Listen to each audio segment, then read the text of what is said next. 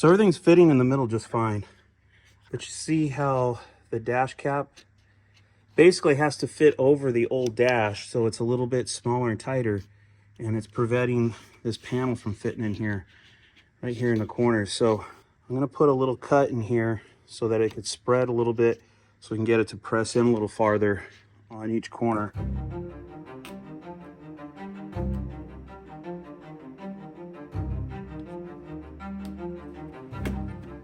Fits better over here. Still tight.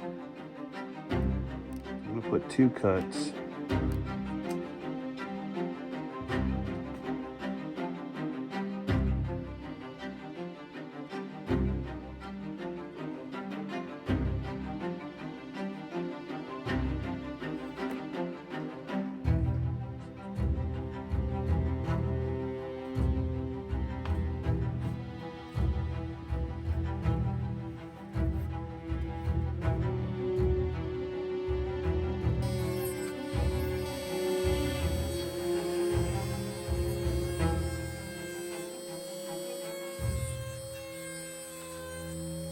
In fact, I might have trimmed too much. I mean, you could kind of see the area of trim there.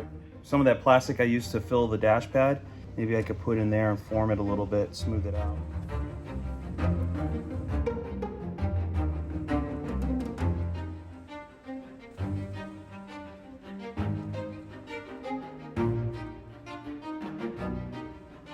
No! You mother...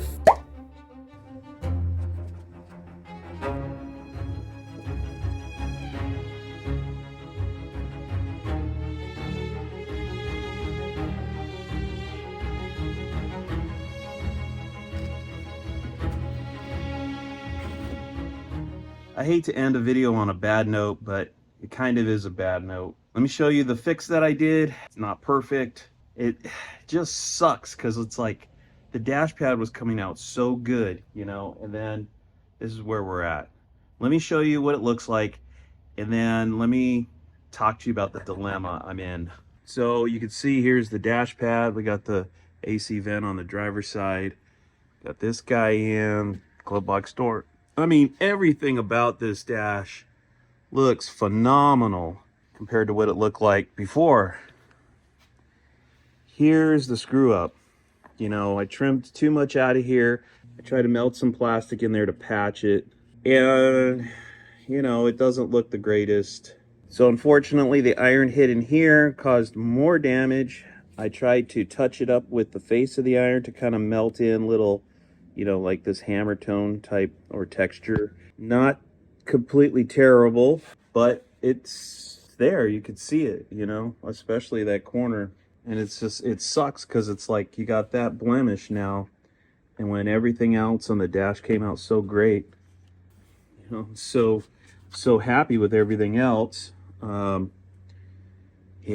So what am I going to do? The honest answer is I don't know yet. I mean, I'm not a perfectionist. You know, part of me says let it slide and don't worry about it. Nobody's going to hardly notice it.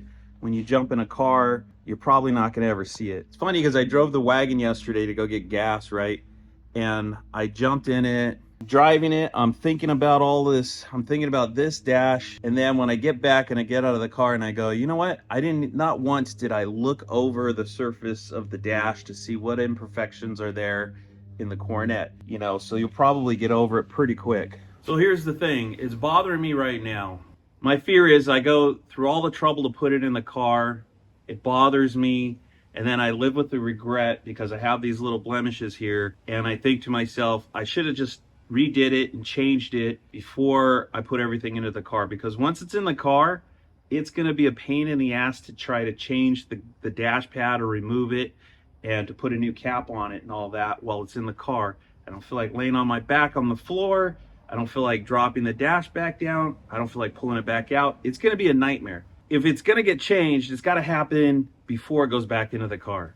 But anyway, we've brought the dash to as far as it can go. The next thing I need to work on is the cluster. The cluster I have, he's got a lot of damage.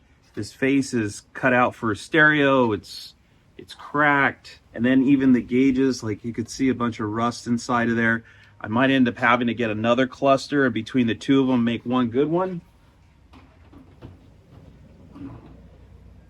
So that's probably going to be my focus moving forward. Money is still tight, so I'm not sure when I could get to it. I'm not sure when I can start buying some parts for it. So I'm a little bit bummed out. You know, everything was going so well with this thing, and you know, it's a bummer to end this video on a sad note. Honestly, I think I'm going to end up getting another dash cap for it and just replacing this one and starting over. And then I think the lesson learned here that you guys could take away is do all this test fitting before you glue the cap to the dash pad, before you bolt it onto the frame. You know, get this panel to fit ahead of time. And if you cut too far, which I hope does not happen to you, you know, throw the cap away and get another one. Yeah, I just cut too far in this corner. So I'm still gonna, I know when I get another dash cap, I know I'm gonna still have to trim the corners, and I know I'm gonna have to take some material out to get this thing to fit. But I'm pretty confident that it won't happen again. I need to rebuild some funds before I can buy another cap and, you know, buy some stuff for that cluster. I could start taking the cluster apart, so it won't cost any money. We'll see, kind of evaluate what's there, clean up what we can, save what we can. In the meantime, I'm going to do a couple of short videos. I thought what would be interesting is to give you a little backstory on that 71 Charger that the body's cut off of. What's that all about? And the blue Charger. Give you a little background on, you know, the history of that car and how I got it. You know, I've had it for quite a while, and you know, we're just now getting to this stage. I've probably had that car over 20 years. Yeah, it would have been early 2000s. I would guess 2004-ish, 2005-ish, somewhere in there. So it's close to 20 years. Anyway, those are the next videos.